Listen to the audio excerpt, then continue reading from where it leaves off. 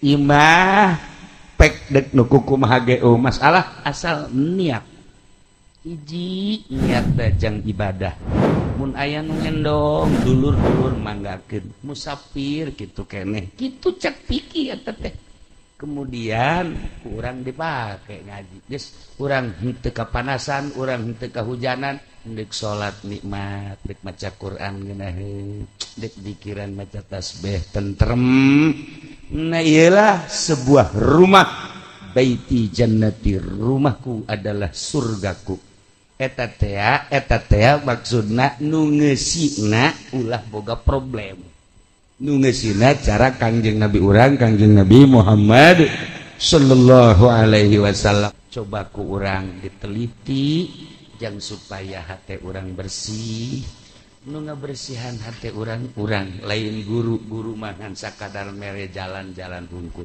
urang ulah ria ulah ujub ulah takabur cak guru di berbagai kitab tapi anu ngalaksanakeunana tetep urang lalaunan menta gerak ka Gusti Allah ja urangna ciptaan Allah nu nyieun nafsuna ge Gusti Allah enta ka Gusti Allah ya Rabb lapangkeun dada abdi bersihkeun coba hati abdi teh hayang ulah aya hahalang antara abdi jeung Gusti engkena bakalna hudang ti peutingna ye hudangna ngeunaheun asal geus panyakit bae urang hudang jam 1 hudang jam 2 moal puyeng nah ieu urang kan ku harita deuk puasa ye deuk puasa nah ieu puasa teh kan tapa aslina puasa mah kan tapa teu dahar teu nginum teu jima ti beurang ai Ibnu Arabi mah kabeh diajak puasa mata diajak puasa ceuli diajak puasa irung diajak puasa sungut diajak puasa leungeun diajak puasa suku diajak puasa lamun teu dahar teu nginum teu jima mata ge dipuasakeun ulah deula-deuleu kanu diharamkeun ceuli puasakeun ulah didengekeun kanu diharamkeun irung puasakeun ulah cuam cium samarang kadana natur urang cara para wali Allah mah dik sarete mandi wudu sila tafakur heula Gusti loba jelema anu sarete hudang sare haju lain hudang gitu lain hudang terus mau loba Gusti anu terus mau terus sarete mun abdi haju ayeuna sare terus maut ya Allah nyangakeun sadaya-daya mangga teh mah urusan Gusti daya Gusti mayuhi wa yumit ngan hampura sakabeh dosa abdi mata abdi salillahi rub tadi benta abdi ceuli abdi irungan hampura Gusti karak maca bismillah beres kulhu balak binas pusatkeun ka awak aju ngigir kos urang di jero kuburan maca sholawat datang karep sare kos kitu terus saya baca salat urang resep Allahumma sholli ala sayyidina Muhammad wa ala ali sayyidina Muhammad atau orang Ibrahimiyah atau munjiat atau nariyah nah terus we datang karep sare ke gundamna cara guru urang di Banjar Kiai Haji Mumu Musa guru kula guru urang kabehan di Banjar nya nama lamun gundam teh mun Allahumma sholli salatan kamilah wa sallim dan nabi Muhammad eta gundam ke Malik deui Allahumma sholli salatan kamilah wa sallim berarti kan ngabiasakeun para jamaah kaum muslimin wal muslimat rahimakumullah baheula aya hiji jelema ngaranna Abu Nawas di zaman Raja Harun Ar-Rasyid aya jelema di zaman Abu Nawas nyana boga imah tapi nyana bebeja ka Abu Nawas mama Abu Nawas abdi boga imah cenah ieu tapi rarupa perasaan di imah teh teu jembar kan aya teu jembar mah duit boga ku bogan aya teu jembar mah rupak bae pamajikan kurang kumaha gede demplon tapi air rupak mah kadeleuna kuru kan. Nah rupak perasaan kos Mang Haji Pendi di imah wah imahna teh lega, kamarna ge loba lantaran rupak pikiran. Jadi rarasaan teh imah teh kos kandang embe. Padahal mah lega imah eta rupak. Mama Abu Nawas abdi teh rarupak amat kumaha ieu teh coba jalan keluar. Oh babari cek Abu Nawas kubata meuli embe bae 15. Aju asupkeun ka jero imah. Insyaallah ceknya bakal ngeunaheun. Beli embe sabaraha 15. Dilaksanakeun lantaran Abu Nawas mah atuh kiai. Nurut pan ka kiai mah jak kiai di tahun kuari mah loba nu ngabohong jak kiai ge.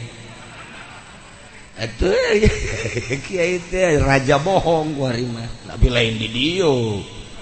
Di belah ditu saeutik lah.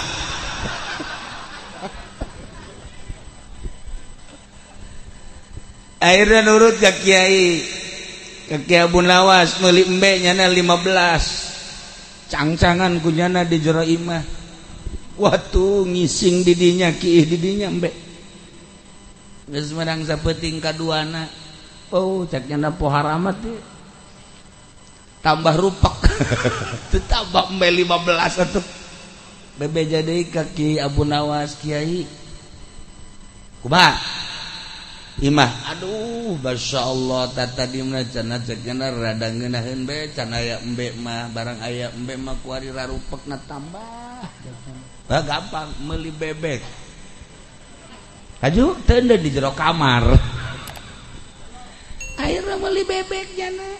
Ulah saeutik-saeutik 50 100. Tenden bebek. Wah, di dieu embe-embean di jero kamar wek-wek-wekan. Rame di jero imah. Menang sapoe dua poe bebe jadi ka Kiai Abu Nawas. Kumaha jembareun teh ayeuna?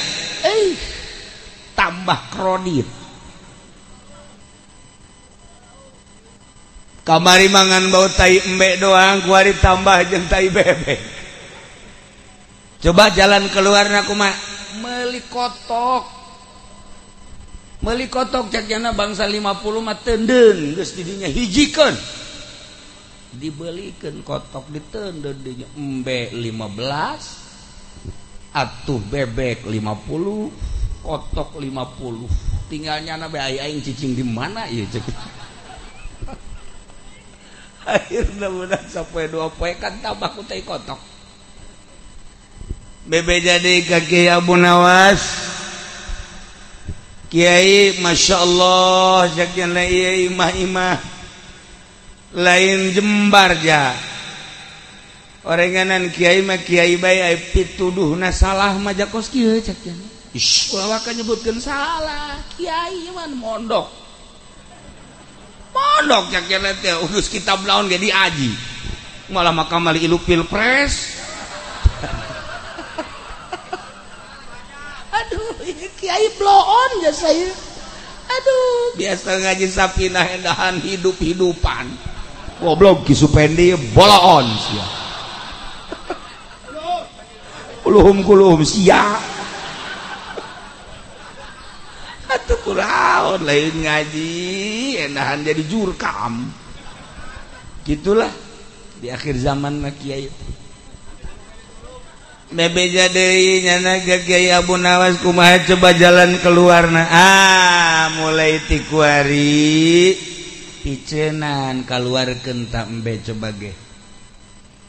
Jual deui. Jual embe. Beres dijual laporan deh kumaha alhamdulillah rada lega cenah kamari mu bau loba embe cenah ieu mah lega. Nah kuari jual deui ta bebek jual deui bebek bersihan dibersihan kumaha tah cek Abu Nawas atuh kuari mah alhamdulillah cenah jembar kotok aya keneh bawa ka dieu pujitan kiai tololnya. Akhirnya kotoknya di keluar ke bersihan ceknya pel kumaha kuari beung alhamdulillah ceknya lega nama di imah nikmat di imah bebek eueuh kotok eueuh embe eueuh lega ayeuna tuh nu mantap ge kudu ka kiai nya kieu be kieu kene jajak ge ja asli lagi ieu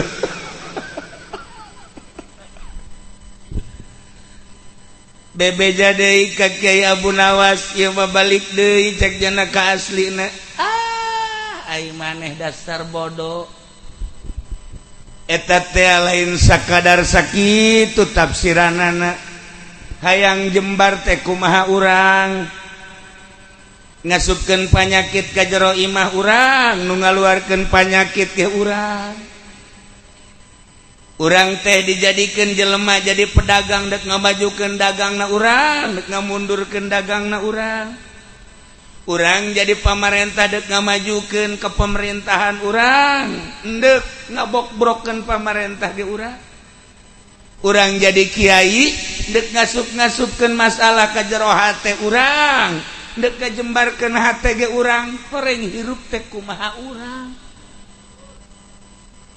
jadi lamun urang kurang bisa nah ieu hirup bakal kajungjung kadorong terus ku kahayang-kahayang nafsu maka tugasna urang mimiti ngaji geus ngaji make tapi di jero make nu kudu dibersihan teh ieu kolbu urang sebab kadeuleu nama salat make sorban make jubah horenganan hayang ka alem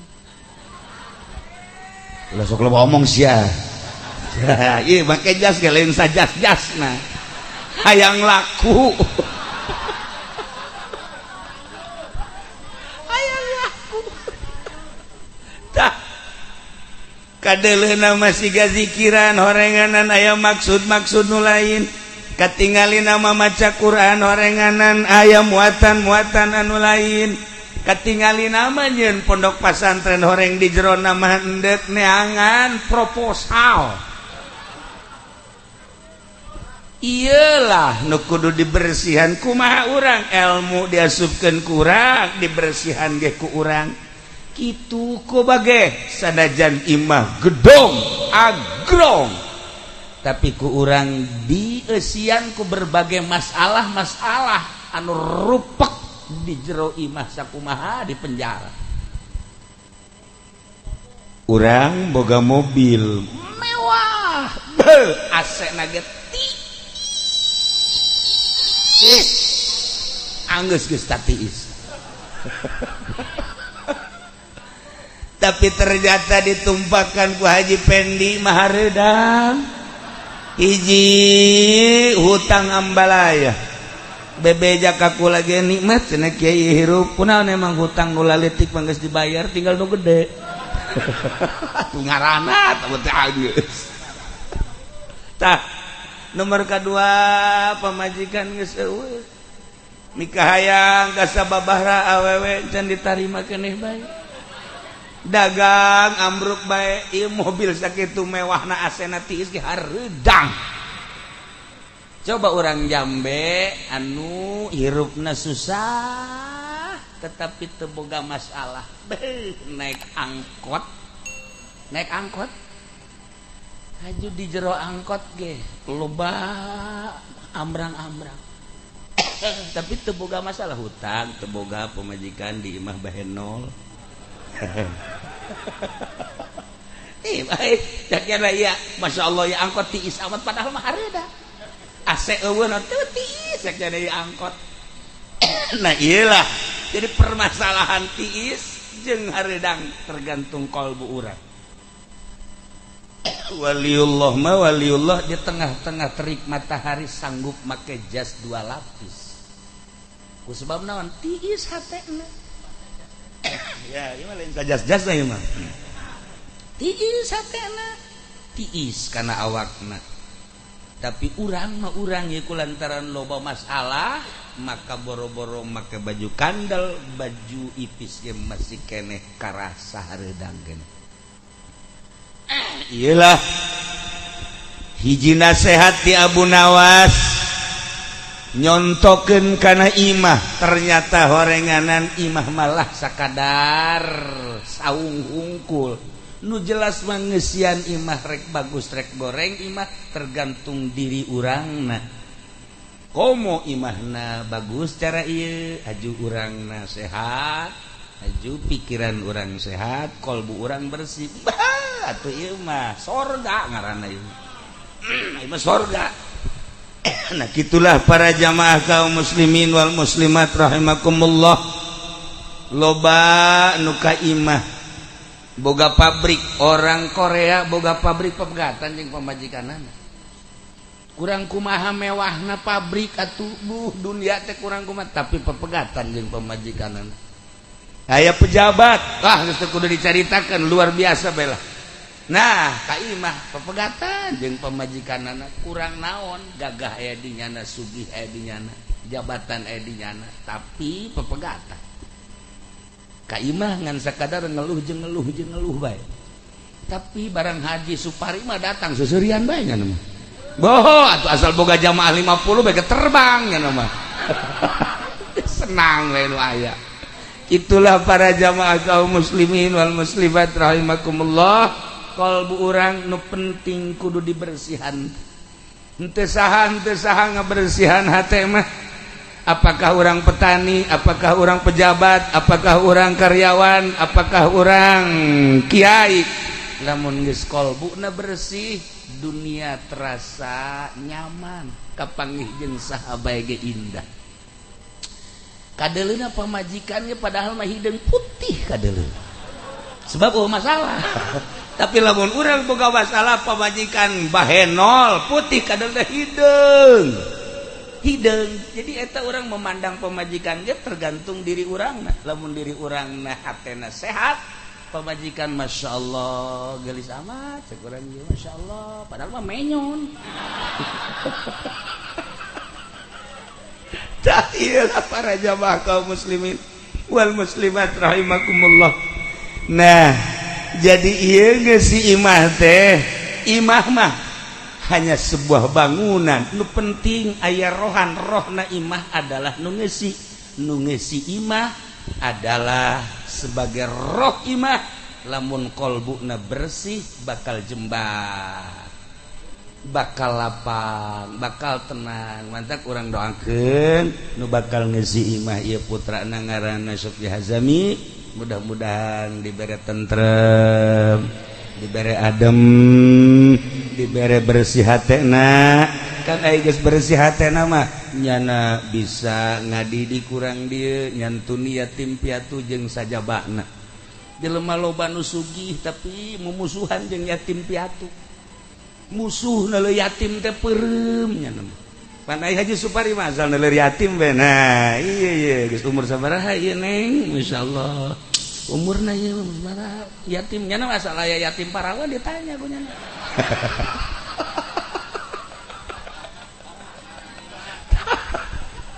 Para jamaah kaum muslimin wal muslimat rahimakumullah.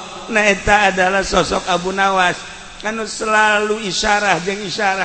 Satu ketika nyana ngomong di unggal daerah, cek nyana, kaula adalah seorang manusia anu membenci hak, anu mencintai fitnah, jeung kaula leuwih sugih tibatan pangeran. Ambo tasi ngomong teu kira-kira ditonton ku jelema, coba kiai coba ngomong deh. Ya, kaula adalah manusia anu dikiaikeun ku batur, benci terhadap hak, mencintai fitnah, jeung kaula adalah leuwih sugih tibatan pangeran. Waktu genjleung di lembur genjleung, asal ceramah kos kitu, asal ceramah kos kitu. Ayeuna dilaporkeun ka raja aya kiai teu beres ya kiai. Kunaon gitu? Atuh ngomongna membenci hak, mencintai fitnah, jeung nyana nyaritakeun leuwih sugih tibatan pangeran. Nya mah kudu ditangkap kiai. tangkap. Akhirnya Kiai Raja Harun Ar-Rasyid ngutus utusanana supaya dibawa ke istana. Dibawa ditangkap jangan teu lumpat. Kiai Abu Nawas begitu ditangkap teh lupa malah ngangsongkeun leungeun. Borgol saya. Kula kita mah tadi ngomong teh MCI ge tangkepeun sebenarnya. MCI 2 tangkepeun itu hiji. Laporkeun ka Kapolres lah. Tah. Akhirnya ditangkap dibawa. Wah, masyarakat Surak dantaran aman lamun geus eueuh Kiai Abu Nawas aman sebab bahasana teu ngeunaheun mengundang fitnah ieu bahasa bahkan ngamurtadkeun cilaka ieu mah kiai model kos kieu. Akhirna nyana diinterogasi ditongton ku masyarakat. Saudara yang bernama Kiai Abu Nawas, betul saya Abu Pendi saya. Lahir di mana? Saya Solear lahir. Oh, dengan monyet itu adik kakak saya. Cuman saya tidak berbuntut. Sial tah Haji Pendi. Saya Abu Nawas. Betul kamu nama Abu Nawas? Betul. Betul kamu berbicara bahwa masyarakat laporan bahwa Anda berbicara membenci hak. Betul. Kunaon mana ngabenci hak? Lain kula bae. Sa nu ngabenci hak termasuk Tuan Raja. Ya. Sia ka aing goblok.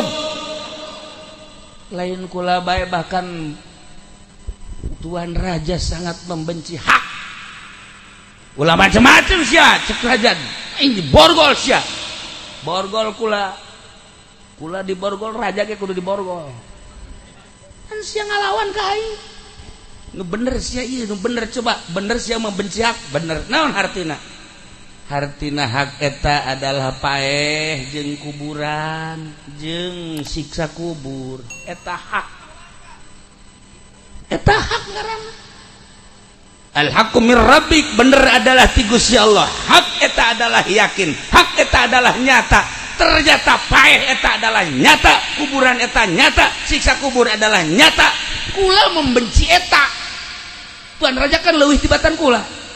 Oh geus sia. Cek Tuan Raja. Nah, makana. Jadi kula membenci hak eta eusina hak adalah paeh. Kula encan hayang paeh. Atuh komo kula mah ngora keneh kula deuk nanya Haji Pendi be umur sabaraha Mang Haji? 80. Siap paeh? Encan, tapi sedeng kan lamun paeh.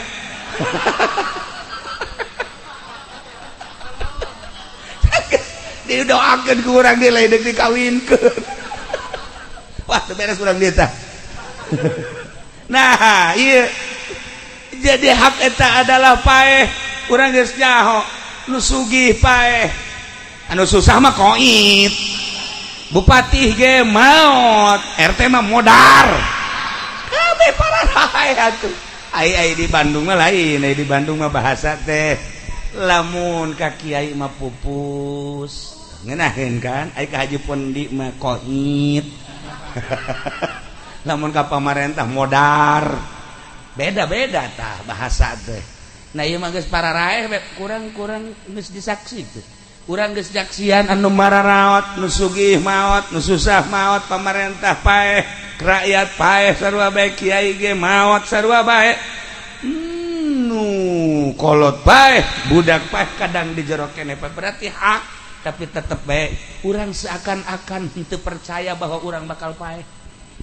Kok bisa kos gitu? Nyatana kolot ge boga HP-na 2. Biasa sempet WA-an segala. Misqala dzarratin syarra yara misqalan. Ieu kan tanda bahwa nyana teh teu percaya bahwa dirina bakal paeh. Dia anu percaya jeung yakin dirina bakal paeh mah dia moal wani kolotna kudu wean jeung jahe naonan. Nah, ieu tanda jelema blon. Teu percaya kana bakal paeh. Iya, boro-borona naon. diri orang di masjid mah di masjid salat hampir tebetah wiridan tebetah salat sunah tebetah komo zikiran maca sholawat mah tebetah tapi di harapan televisi mah berjam-jam betah jasa. Nah iyalah tertanda orang teh hampir terpercaya membenci hak kitu keneh urang geus maot urang sering nganterkeun mayit ka kuburan ya Allah ya Rabb imah nu sakieu agrengna imah nu sakieu gedena isuk pageto bakal ditinggalkeun kan ku urang kurang hanya semeter leuwih saeutik kumaha jangkung pendekna bae haji pendek geus ngajengkalan sorangan nya mah sabaraha mah haji jengkalan nah iya eta imah urang nu aslina makan eta tetapi hampir orang siga nu teu percaya bahwa orang teu bakal kitu di antara kadele teu percayana di lembur kos kieu ge di lembur kos kieu ye lembur imah leuweung nu mabok ambalaya baheula mah urang mun nyarita nu mabok teh di Grogol baheula teh urang mun nyaritakeun anu mabok nu zinah teh di Cililitan mun di Bandung mah tuh di kebon kelapa Cicaheum kuari mah di Jambe di handapun tanggal Jambe malah eta nu mabok nu zina nu judi di mana bae Masya Allah karim ingat kula maka Gus Dur bae ketika era globalisasi HP rasanya belum siap Indonesia untuk diglobalisasikan sebab naon sebab kan siga anu kaluar ti gedogan Jepang mah siap Cina mah siap sebab geus terdidik begitu di Indonesia asup apa era globalisasi bener baik nu tadina budak laletik ba'da magrib ngaraji kuari geus kararieu bae kararieu baheula mah lamun boga anak di jero kamar bae indah urang anak aing ti lokal mana hebat Masya Allah ina kuari boga anak di jero kamar bae sing hadade sia kararieu bae digerokeun geus teh heeh kolot dage hei sia di kamar bae horeng kolot dage sarua kieu bae deui tolol mah anak jeung kolot teh agar oblong kabeh teu kumaha coba ye neangan coba urang kiai nu teu boga HP hese neangan ku baca tokoh masyarakat nu teu boga HP hese aya di Jambe teu boga HP encan kabeuli doang tah mah lain waro. Nailah para jamaah kaum muslimin wal muslimat rahimakumullah isuk pageto bakal aya azabil qabri na'udzubillah min dari eta hak urang percaya ke Allah percaya ka Kangjeng Nabi Muhammad sebagai Rasulullah sallallahu alaihi wasallam percaya ka Kangjeng Nabi percaya kana ma akhbar bi naon nu dicaritakeun ku Kangjeng Nabi di antarana nu dicaritakeun ku Kangjeng Nabi pertanyaan malaikat munkar nakir aya azabil qabri aya naimul qabri urang percaya geus atuh rada perandapan geura diri urang awak sia lamun isuk pae coba awak geus boga amal naon ketika malaikat munkar nakir nanya bisa moal sia ngajawab terus lamun teh mah disiksa di jero kubur kuat tah henteu sia awak sedengkeun sahabat nanya ka Kangjeng aya teh siksa kubur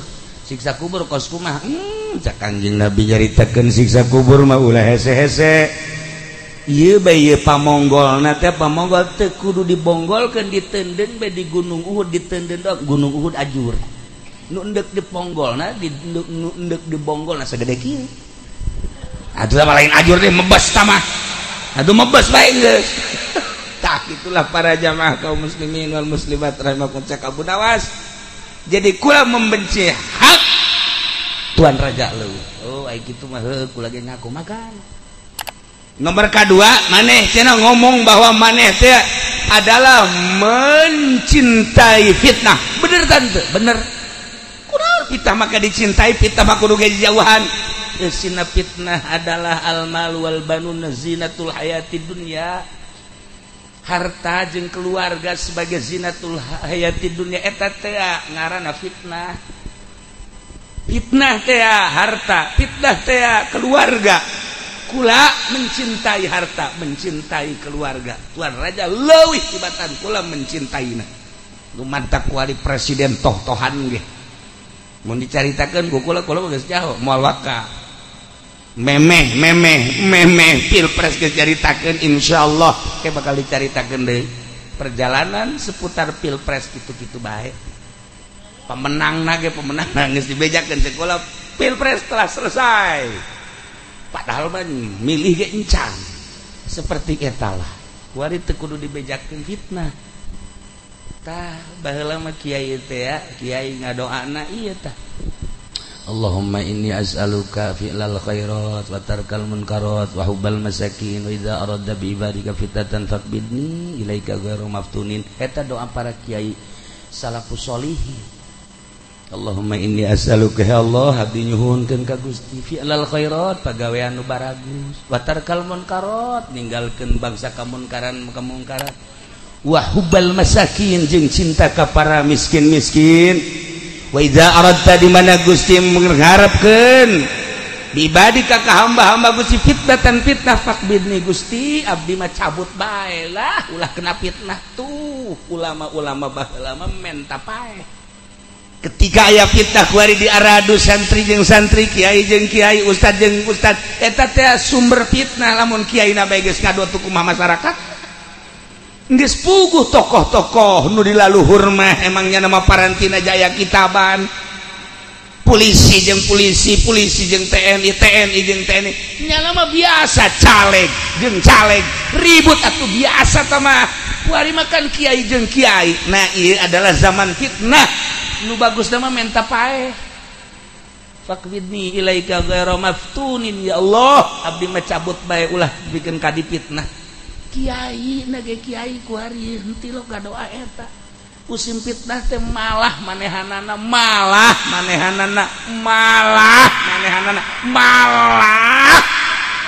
naon sih geus tah bali caritakeun sebab geus aya di hara TNT kabehan Pak nah lamun kiai baheula diundang ku pamarentah teh gering baheula mah masyaallah guru-guru urang lamun diundang ku pamarentah gering kuari mah keur gering diundang ku bupati cager tah ieu kepalana ieu blon ieu cager nah ieu para jamaah kaum muslimin wal muslimat rahimakumullah bersihan geura kalbu urang mah di politik teh teu boga kitab aya bukuan aya kitaban batu mah sakolana ge Pak Ismet bae di Belanda baheula Zaki kuari sakolana di Australia baheula teh atuh gubernur urang sakola ge di luar negeri ari urang sakola SD ge henteu haju cacampuran dina urusan nagara masyaallah karim ngan sakadar jadi kokoset doang kokoset mah koset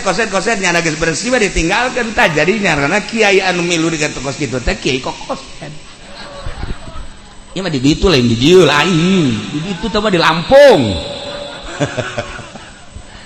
aya kesempatan kene kamari urang terlena kabawa ku nafsu lain berarti urang salah tetapi urang keur kajurung ku nafsu tobatan bersihan Gusti mohon ka Gusti ya Allah ya Rabb abdi teh ngarasa salah orang lain dunia abdi Gusti hampura Gusti sebab naon di Garut di Bandung geus loba ieu nu laporan ka kula ditinggalkeun ku santri nah akibat ilu kamari ku kula mun dicaritakeun kiai da saha kiai da atuh teh nyaho jasa da beja duh katanya boga santri 70 kuari tinggal 7 berarti berapa persen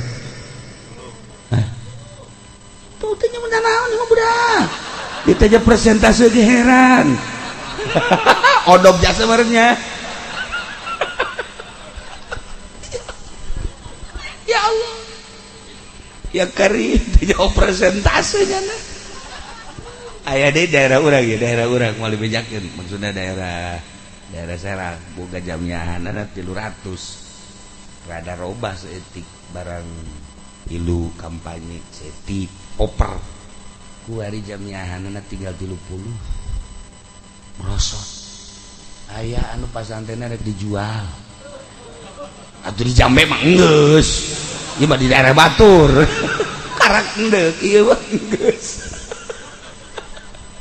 ieu fitnah teu karasakan ku urang masyaallah karim Aya loba dongeng kakula ieu kaduhung cenah kiai kaduhung di Karawang pan sok aja ka Cilongok mimiti nyeun pondok bebeja kukula dibere cai abeh tiis maksudna nyeun majelis alhamdulillah masyaallah teu sangka teu budak santrina aya terus majelis satu di Esian aya jamnyahana ditanya ieu minggu sabaran besok milu ngaji alhamdulillah cenah kieu beureung geus 300 400 bih atuh loba tah mah muhun cenah alhamdulillah nah kamari datang caleg merek kipas ieu alal hakimnya kipas cek jana teh lah sabira kipas beureudanan jam moal aya pangaruhna naon tempelkeun tadi majelis taklim geus ka belah dieuna melek karpet terus ke belah dieuna aya pondok encan aya jandelaan eta dibereskeun ta ku caleg jandelana teh bebeja ka kula ulah sia masyaallah kajeun teuing ulah aya di ulah jandela kajeun teuing teu make jandela heulanan ih cenah enggeus kieu atos tungguan sia tungguan bener bae kamari dongeng di jalan-jalan acan bari manteu salat jono nyiuman ku nanaonan sia nanaonan aduh cenah kieu santri barali kabeh aju jamian teu daek kulik wah kula mah inget ka abah bae beuleum ta jandelana beuleum jandelana karpetna beuleum ih sia mah tolol ini Karawang mal bejakeun Karawang mana masyaallah mangkaning pernah dicarigin segala nah iyalah fitnah teu karasa sok geura seputar Cisoka aya nu bisa ngaji di Cisoka teh tapi set kena fitnah mal bejakeun kieu teh geuleuh nyaho Serang kamari datang ka ditu ka imah ya Allah ya Rabb kiai cenah kumaha ieu seputar fitnah ieu bae ge geus kos kitu henteu berarti gagal tobatan ka Gusti Allah ya Allah ya Rabb abdi teh kabawa sakaba-kaba ampura Gusti aya duit pilpres kamari asup ka dieu ka beuteuh menang sabaraha ngaji kamari 2 juta ya saeutik amat emang milih nomor hiji baon sia teu beres itu di bawah ongkoh ku aing sia geus milih nomor hiji nomor 2 sabodot mah geus nah ieu mah geus caritana fitnah sing hade mentak istiqomah teh hese moal dicaritakeun ku Ibnu Athaillah al istiqomah khairun min alfi karamah ku hese-hesena istiqomah teh ulah gideug ulah non gitu ngara goyang-goyang nah ieu mah balikan deui panjang teh mah dongengna nah ieu fitnah teh horenganan harta fitnah eta adalah keluarga ketika orang mencintai harta jeung keluarga selesai hirup mah seorang ulama di mana geus mencintai harta mencintai keluarga moal kaburu zikiran ka Gusti Allah nu dihitungna ieu bae tah zikiran nu dihitungna eta bae ngaji nu dihitungna eta bae segala rupa eta bae moal kaburu ningkatkeun derajat ka Gusti Allah Subhanahu wa taala padahal geus diarajipan ku urang kabehan kos kitu bang geus diatur ku Gusti Allah hayang teu hayang geus aya tulisanana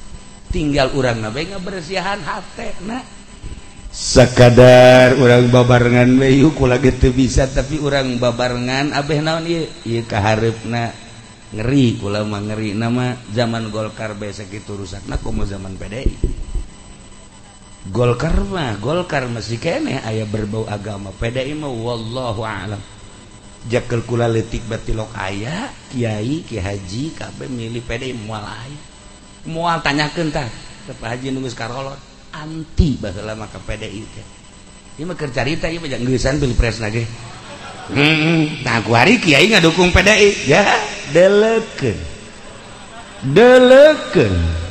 ieu mah kumaha gitu kula mana montak ngomong gitu ge lainna naon kahareup urang masih panjang urang masih ngaros sing hade nama ieu nu nyekel agama teh masyaallah iwal ti santri-santri salafi ya santri-santri modern masih gana hungkulnya kelan agama teh eta mangan sakadang nurun-nurunkeun proposal hungkul dana sosial sabaraha dijojos dana sosial sabaraha eta ai salapi mah hayang kan teu nyaho jurusan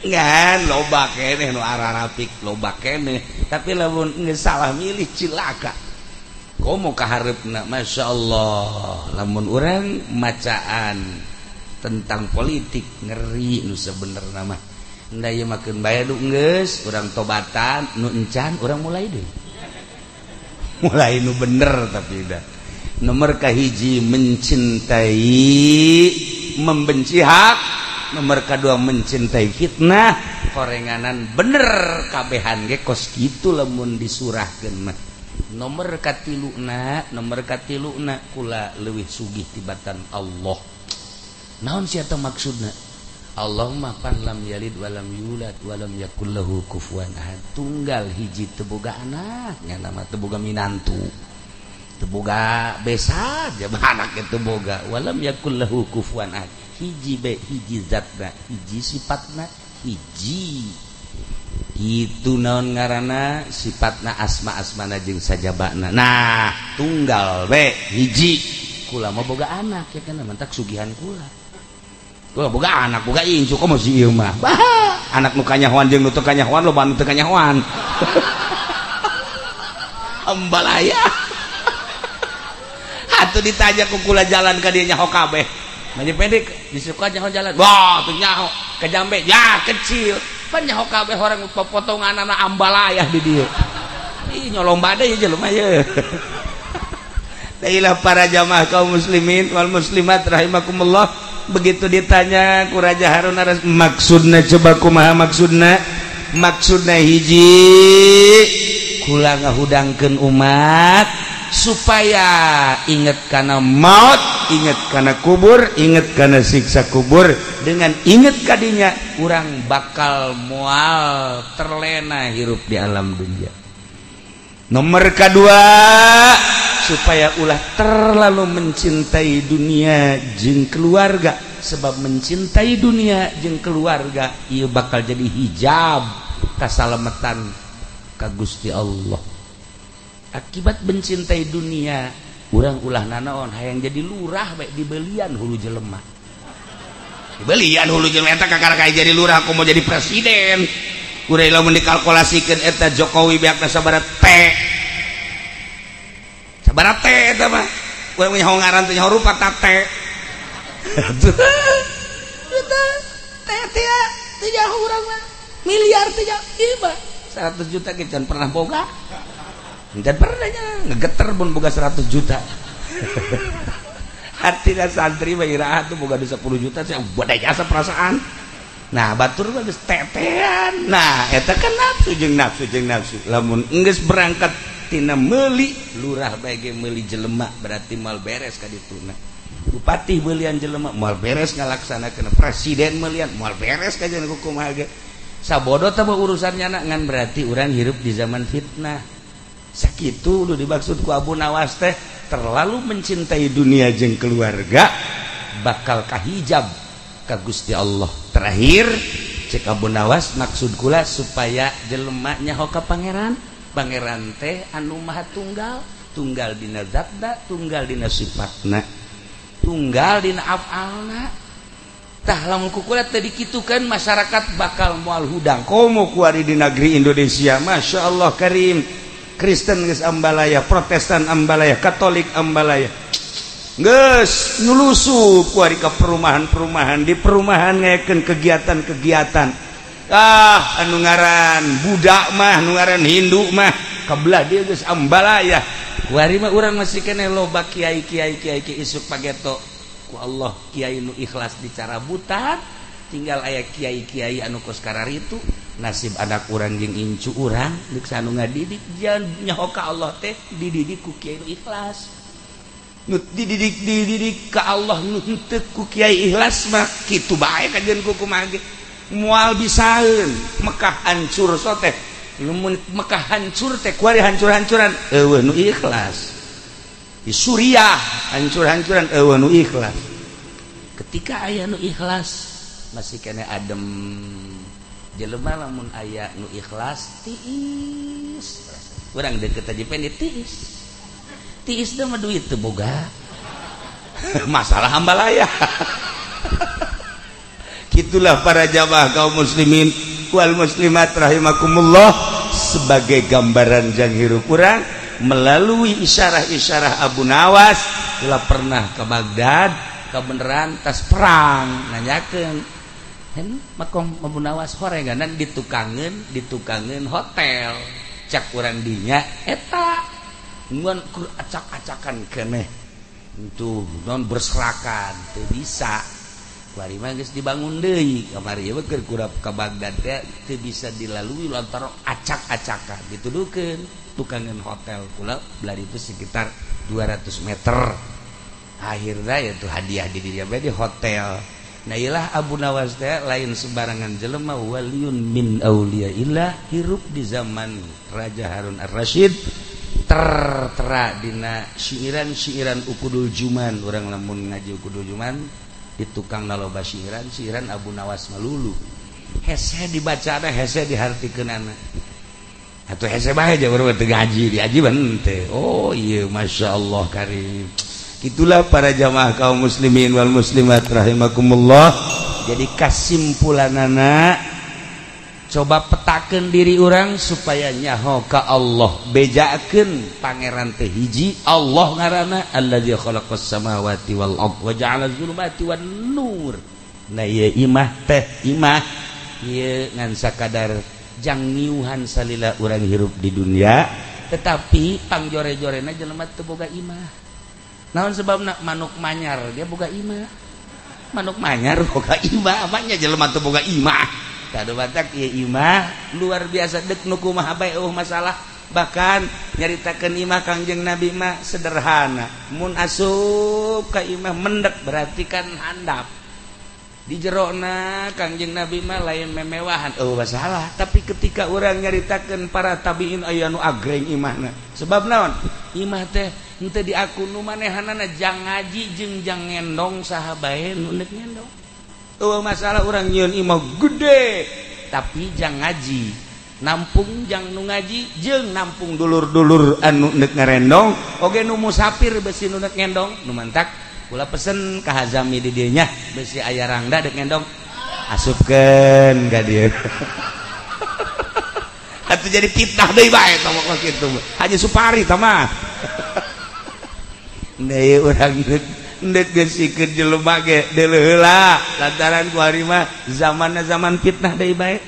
Kadang-kadang ku urang disangka bagus si jelema teh api-api mau buntelan segala rupa aju milu ngendong horenganan Masya Allah naon nu aya dirangkad kabeh ka imah kula aja sering tamu anu neuk ngendong mangga pernah satu kali terjadi awewe malah mamawa anak mau buntelan atuh kula mah husnuzon bae kabelah dieuna loba nu leungit geus kan kula mah teu beja-beja bae kajeun ai hayangeun mah los ai hayangeun mah menang 20 poe datang deui nu leungit emas harita teh aduh cenah kiai ge kula maling emas pamajikan kiai laju cek cenah kula jadi teu nyaho jalan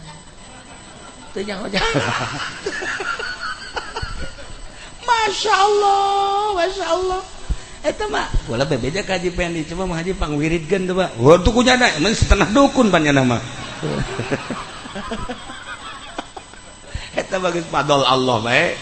Nah ieu loba kejadian model kos kitu urang kadang-kadang husnuzon hayang urang teh mun aya anu kasasar nu deuk ngendong atuh mangga bae tapi kadang-kadang di akhir zaman kieu mah urang jadina eta curiga bae. Sebab naon? Negara urang negara beriman tapi teu aman. Tapi di Jerman mah negara teu beriman tapi aman. Eta hebatna di Jerman. Di Jerman mah negarana negara teu beriman, pangeran lagi geus lain pangeran, Allah lain, tapi aman di Jerman mah. Lamun ka hiji tempat, lamun ka hiji aula, sapatu jeung sendal diteundeun di luar aman. Eta di Jerman. Di Jerman mah kos kitu negara teu iman tapi aman. Nu mentak nya nama lamun dahar ge lamun leuwih teuing ditangkep urang di Jerman. lain lalagaan ditangkap. Urang mesen loba, kemudian TCF. Sageza TCF diantep, langsung telepon baik masyarakat atau boga restoran. Sebab cek nyana maneh ieu leuwih teuing ge, tapi orang miskin sekitar nama membutuhkan. Mantak ieu teh terlalu kos kieu teh ditangkap. Eta di Jerman. Nah, ya Allah ya Rabb. Di urang mah negara beriman tapi di masjid keluar bae di masjid sendal eueuh. Masya Allah, eta mah lain di dia lain, di ditu tuh di Belaraja, barang KTP orang Jambe. Beres sih orang Jambe ya. Nah iyalah, kos gitulah para jamaah kaum muslimin wal muslimat rahimakumullah, orang mun nyaritakeun seputar ideologi jeung adat-adat di luar negeri. Berbeda jeung di urang, carita urang di Jerman, carita urang di Yaman, carita urang di berbagai negara jeung di Indonesia. Di Indonesia jelema sopan santun luar biasa, tetapi cuma comotna beuki. Alhamdulillah. Da iyalah urang gadul asup ka masjid ka dieu tah Al Azam, asup ka Al Azam atawa di dieu mah di mana ngaranna Al Amjad, urang asup ke Al Amjad teu khusus salat, mikiran sendal. Para jamaah kaum muslimin wal muslimat rahimakumullah.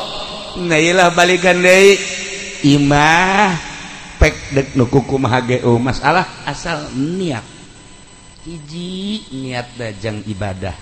Mun aya nu ngendong dulur-dulur manggakeun, musafir kitu keneh. Kitu cek piki eta teh.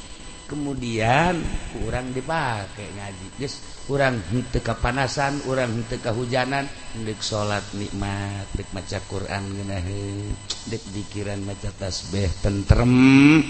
Nah iyalah sebuah rumah, baiti jannati, rumahku adalah surgaku. Eta teh maksudna nu ngeusina ulah boga problem. Nu ngeusina cara Kangjeng Nabi urang, Kangjeng Nabi Muhammad sallallahu alaihi wasallam. Tina uraian ti awal tentang sebuah rumah, tentang kitu urusan-urusan nu dicaritakeun ku Abu Nawas tadi, eta adalah sebagai mauizah jang diri urang. Coba ku urang diteliti jang supaya hate urang bersih. Nu ngabersihan hati urang lain guru mangan sakadar mere jalan-jalan hungkul. Urang ulah ria, ulah ujub, ulah takabur, cak guru di berbagai kitab, tapi anu ngalaksanakeunana tetep urang lalaunan menta gerak ka Gusti Allah, ja urangna ciptaan Allah, nu nyieun nafsuna ge Gusti Allah, enta ka Gusti Allah. Ya Allah ya Rabb, lapangkeun dada abdi, bersihkeun coba hati abdi teh hayang ulah aya hahalang antara abdi jeung Gusti. Engkena bakalna hudang ti peutingna ye hudangna ngeunaheun. Asal geus panyakit be, urang hudang jam 1, hudang jam 2 moal puyeng. Nah ieu urang kan ku harita deuk puasa ya, deuk puasa.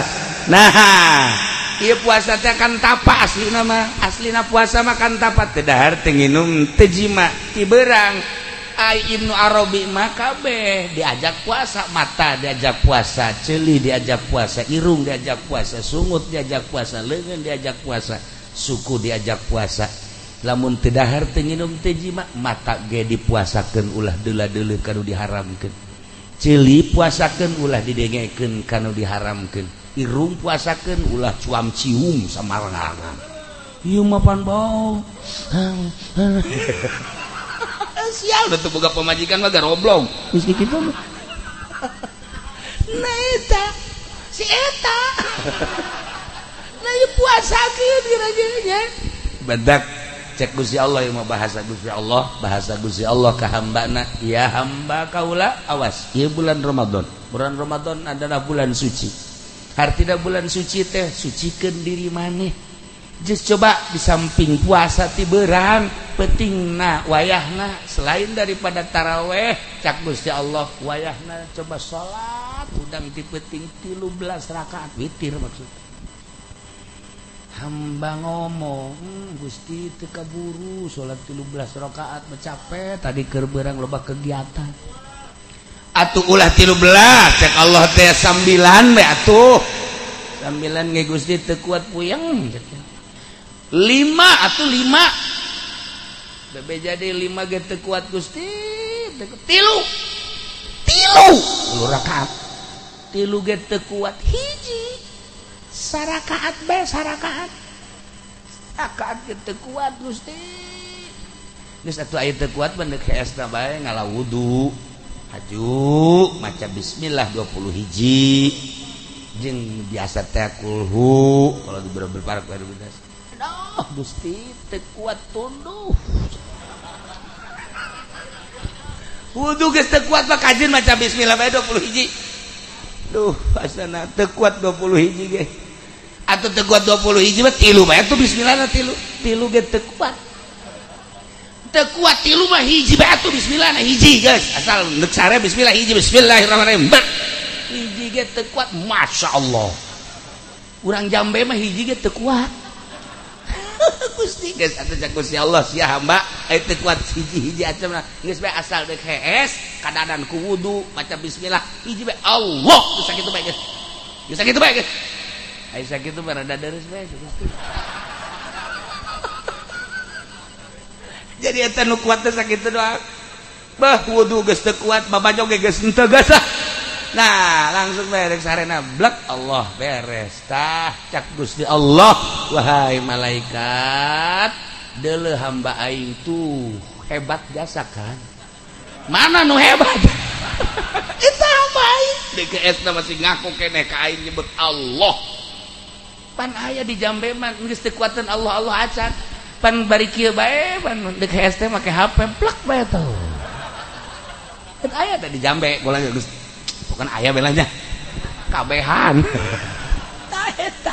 Allah beres guys nah cek Gusti Allah mun hayang nyaho eta hamba aing ngaku ka aing sebagai pangeran ku aing dihampura kabeh Gusti cek malaikat atuh maca Allah doang make hebat-hebatan aing dek nembongkeun diri aing teh dibaca dina Al-Qur'anul Karim ayatna innahu halimun ghafur sanyana Allah teh maha aris tur maha ngahampura maha halim jeung maha ghafur anu loba ibadah nama anu bagus ibadah nama atuh geus teu kudu hese beleke jelema anu istimewa mah ibadahna atuh teh mah geus teu kudu kumaha ieu mah teh jelema anu dititah salat teu kuat ditah baca bismillah teu kuat asal maca Allah bae hiji aing dek nembongkeun halim aing jeung ghafur aing gas hampurakeun kunaon eta luhur-luhurna jeung ku agungna bulan suci Ramadan geus jeung urang Jambe mah geus maca Allah bae hiji geus teu kudu macana naon asal ditah salat witir moal aing mah jajak kiai ge teu kudu lain teu kudu agungna bulan Ramadan eta keistimewaan kesucian bulan Ramadan sehingga asal ngaku bae ka pangeran kadanan atur urang cara para wali Allah mah deuk sare teh mandi wudu sila tafakur heula Gusti loba jelema anu sare teh hudang sare haju lain hudang gitu lain hudang terus mau loba Gusti anu terus mau terus sare mun abdi haju ayeuna sare terus maot ya Allah nyangakeun sadaya-daya mangga tama urusan Gusti daya Gusti mayuhi wa yumit ngan hampura sakabeh dosa abdi mata abdi salilahirun tadi benta abdi celi abdi irun hampura Gusti karak maca bismillah beres kulhu bak binas pusatkeun ka awak haju ngigir kos urang di jero kuburan maca sholawat datang karep sare kos kitu terus saya baca salat urang-urang resep Allahumma sholli ala sayyidina Muhammad wa ala ali sayyidina Muhammad atau orang Ibrahimiyah atau munjiat atau nariyah nah terus we datang karep sare ke gundamna cara guru urang di Banjar Kiai Haji Musa guru kula guru urang kabehan di Banjar nya nama lamun gundam teh pun Allahumma sholli salatan kamilah wa sallim kana nabi eta gundam ke Malik teh kade Allahumma sholli salatan kamilah wa sallim berarti kan ngabiasakeun coba sih ya atuh nya nama ge tiung koneng Malik teh kade mumun gundam kos gitu. Lah para jamaah kaum muslimin wal muslimat rahimakumullah lamun abuya cidahu mah gundam teh ayat Quran ngana mah dibaca teh gundamna teh syarat teh ke wa baliyala abudul ladzi fatarani wa ilaihi turja'un attakhidhu min dunihi alihatan batur mah gundam teh kos gitu kula boga babaturan di Bandung talar ukudul juman tabrakan katabrak akhirna naon pingsan bawalah ke rumah sakit kula nempok ka ditu ka rumah sakit Jababaturan teu meunang saurang-saurang di ICU kula kadinya terus kadinya kitukeun cekel tanya gundamna baca bet ukudul juman dibaca bae terus saya mamanya qadin muqaran dadal muqarrar ya mau kudu juman sakulah teh masyaallah kan tah urang gambaran maot eta sarua ketika urang geus sakaratul maut nu kabayang teh naon nu diajar hate bayangkeun coba tah pinsan teh kos kitu tah gundam teh kos kitu guru urang di Banjar mah sholawat teh abuya mah Quran deui batur kula mah ujuman tah keur carita nah ieu urang kuari lamun dicabut nyawa naon nu bakal kabaca ku urang ayo balak genep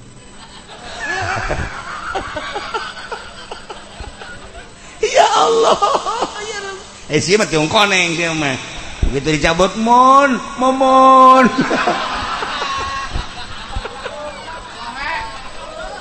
ya kari nah ieu mah jang bahan itibar urang sih hade sebab maot teh nyaho isuk bageto urang doakeun sakali deui ieu imah mudah-mudahan dibere teger jeung kuat nu ngeusina mudah-mudahan dibere teger jeung kuat tur dibere jembar hate ku Gusti Allah Subhanahu wa taala dere mangpaati imah bisa ngamangpaatkeun pangartina jeung hartana sehingga karasa ku masyarakat amin ya robbal ulah nyebutkeun sugih ka hiji jelema lamun hartana can pernah datang ka diri urang ulah nyebutkeun pinter ka hiji jelema mun elmuna can pernah datang ka urang ulah wakan nyebutkeun budayawan si eta lamun pemikiranna can dirandapan ku urang kitulah cek Kangjeng Nabi nyebutkeun ulah ngaku kana kasugihan mun sugih can karasa ku urang jeung sajabana kitulah sebagai qaedah mentak sing hade kahareupna fitnah makin loba istiqomahkeun diri urang di jalan anu lurus ka Gusti Allah Subhanahu wa taala mudah-mudahan urang kabehan dibere wawuh jeung Allah dibere deket jeung Allah dibere dipikeun hijab antara urang jeung Allah sehingga urang maot husnul khotimah di akhirat urang digiring ka surga di bawah bendera Kangjeng Nabi urang Kangjeng Nabi Muhammad sallallahu alaihi wasallam sakitu bae ala kadar pihak tertisim kuring hapunten sabudaya kalepat